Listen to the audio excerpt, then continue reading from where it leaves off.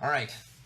I want to get into this, and we're going to get into some more mental health shortly, but the weekly rant this week, a lot of stuff been going on in the news recently, and I've kind of been avoiding talking about these mass shootings. We've talked about mass shootings so much here at Go Tell It to the Wall, and I hit a point where I was just exhausted on talking about it, and knowing that as much as I talk about it, there's no actual real change happening.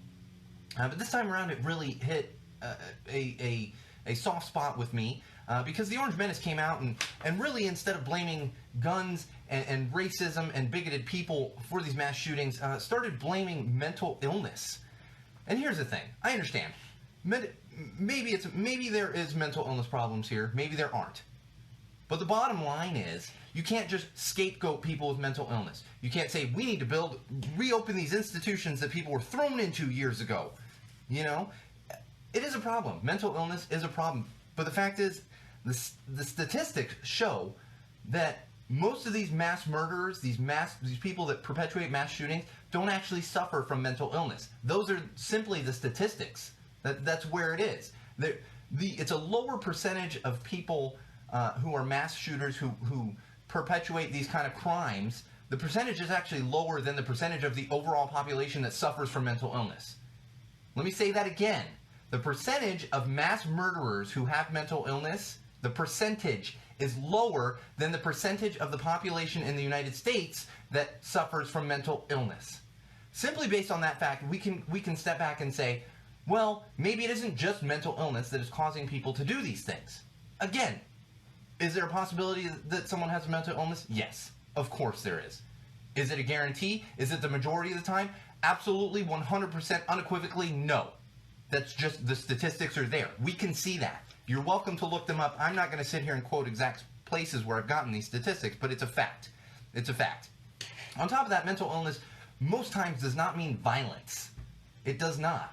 And if you always hear about suicide and everything else, and even violence against, it's a small percentage of people who suffer from mental illness that perpetuate violence against even themselves, committing suicide, self-harm, all those other things.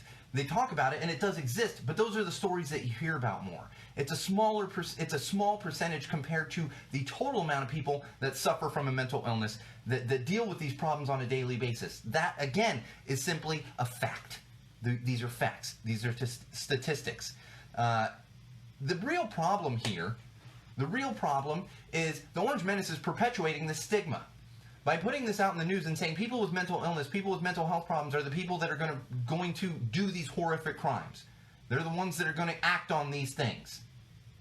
Well, you know what that does? Not only does it help to perpetuate the stigma, to continue that stigma, not diminish it the way that we like to here at Go Tell It to the Wall, but it also makes people more afraid to come forward. That's why we reduce the stigma, so that people know that there is help out there for them. They know that it's okay to come forward. It's okay to be honest with how you're living, with what you're going through, with your depression, with your anxiety, with your obsessive compulsive disorder, with your bipolar disorder, whatever it might be. And we have the Orange Menace who sits up there on national television and literally makes people afraid to come forward. Literally makes them afraid to come forward because he's perpetuating that stigma. That's what's happening right now in this country. That is what's happening. Instead of blaming guns because he's getting money from the NRA, he's blaming mental illness. It's all the fault of mental illness. No, it's the fault of hateful people and access to guns, you stupid orange son of a bitch. That's what it is. And I'm sick of it. I'm sick of it. Reopening a bunch of institutions is not the answer. It is not the answer at all. Don't make people afraid. Make people feel loved and supported. That's what's most important when it comes to mental illness and mental health.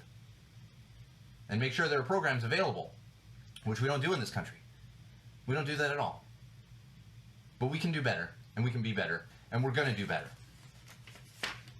Little by little, we're going to do better.